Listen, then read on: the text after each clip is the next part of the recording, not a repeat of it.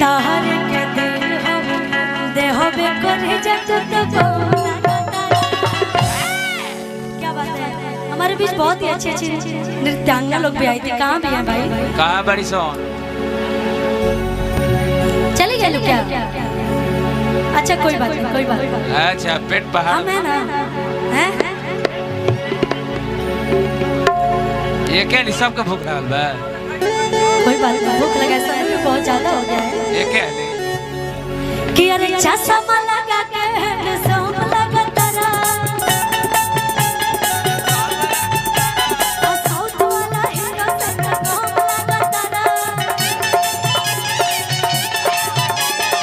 चश्मा लगा के सोम लगा तारा साउथ वाला हीरो से सोम लगा तारा कि अरे चश्मा लगा के सोम लगा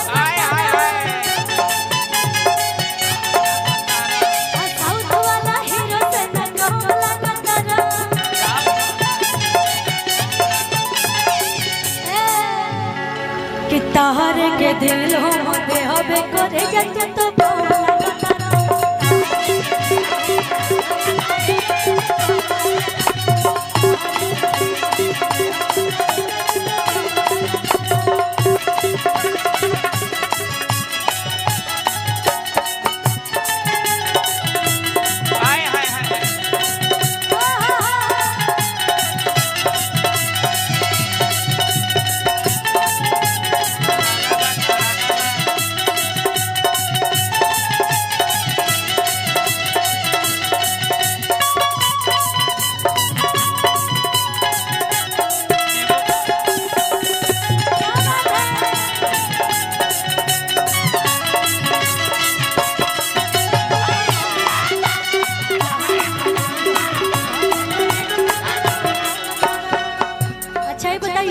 किसका शादी हो गया?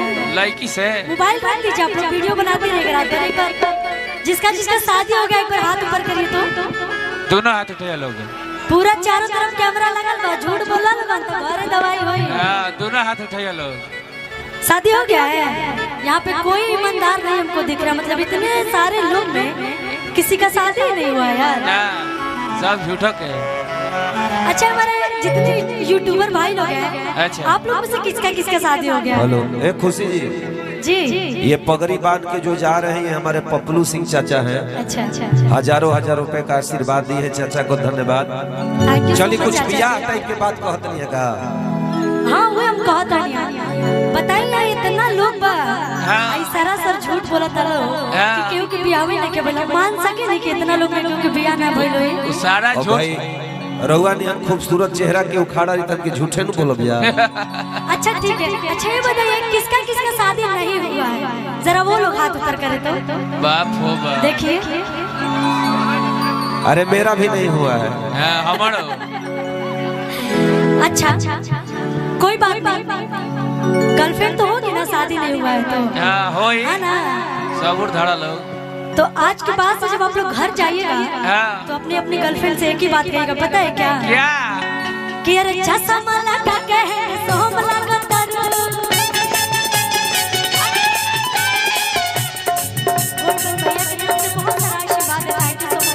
Thank you so much. अरे चश्मा लगा के सोम लगा तारा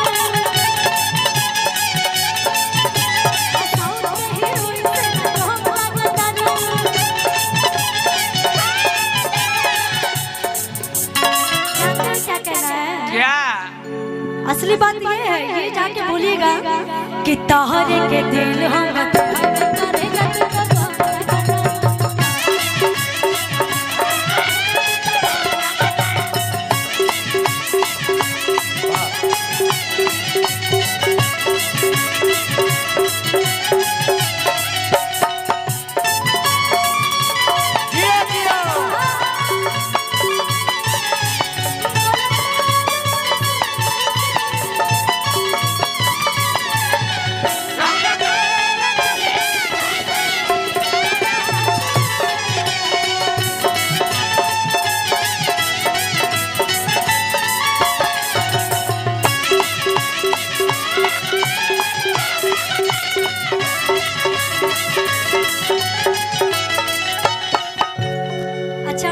बात बताएं? हाँ। हम जानते हैं जाके क्या बोलते हैं? क्या? कि हीरो हो धीरे धीरे हंस के रोहे दिलवा में धंस के, हीरो हो धीरे धीरे हंस के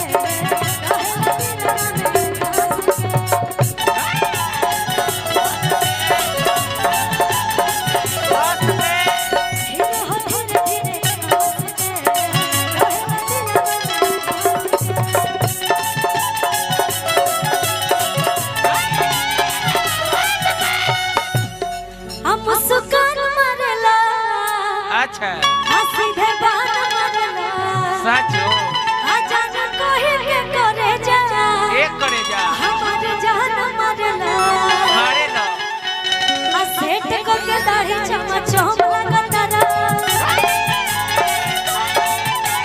सेट को के दाढ़ी चमचम लगता रा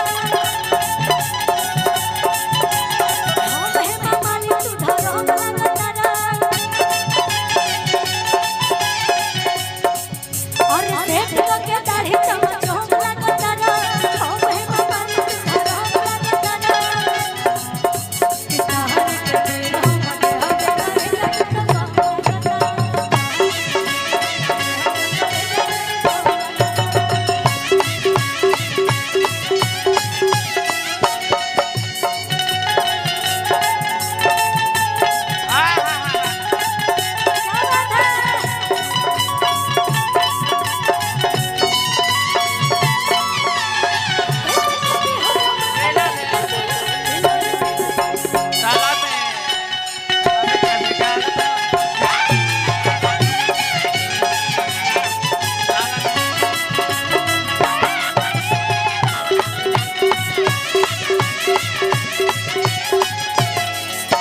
एक मैं गाना गाएंगा कौन सा? और स्पेशली हम गोल्डमैन जी के लिए गाए हैं। गोल्ड प्लीज कष्ट करके 5 मिनट के लिए आप यहाँ पे आ जाइए, गाना स्पेशली आपके लिए है प्लीज और आप ही पे सूट करता है जी। तो कष्ट करके 5 मिनट आप यहाँ पे आ जाइए, तब मजा आएगा गाने का, है ना? एक बार जोरदार ताली होनी चाहिए भाई।